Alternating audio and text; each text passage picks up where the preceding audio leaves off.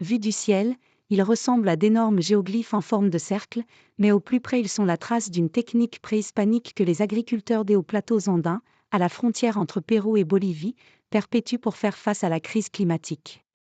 Appelé waru waru, un mot en langue quechua signifiant « litière », c'est un système agricole, très bénéfique en période de sécheresse et de gel, explique à l'AFP César Cutipa, agriculteur de 42 ans des plaines humides d'Acora, un village situé à 3812 mètres d'altitude près du lac Titicaca, où 6 waru waru ont été creusés dans les champs.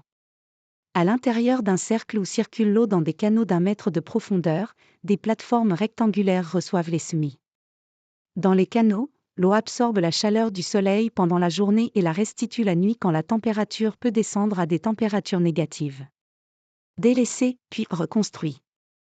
L'habileté des colons préhispaniques a permis de développer cette technologie qui tire le meilleur parti de la capacité hydrique de la région et des périodes de pluie, explique à l'AFP l'archéologue Veljko Marušić, du ministère de la Culture de la région de Puno.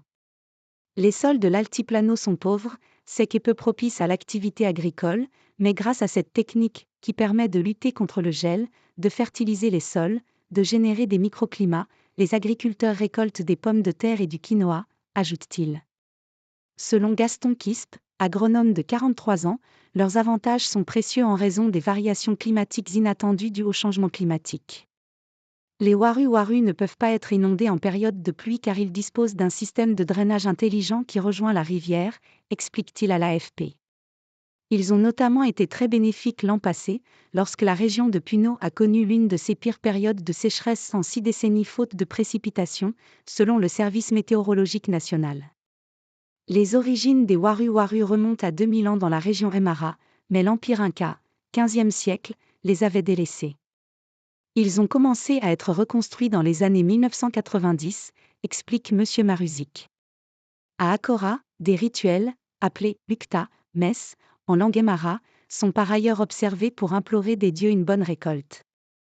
Les participants lancent en l'air des offrandes et des feuilles de coca pour demander à Pachamama, la terre-mère, des conditions climatiques clémentes. Ici on peut vivre en paix parce que nous avons nos pommes de terre, notre quinoa et notre orge. Pas besoin pour nous de quitter nos terres et d'aller en ville, dit à l'AFP Valeria Nahua, une agricultrice de 22 ans.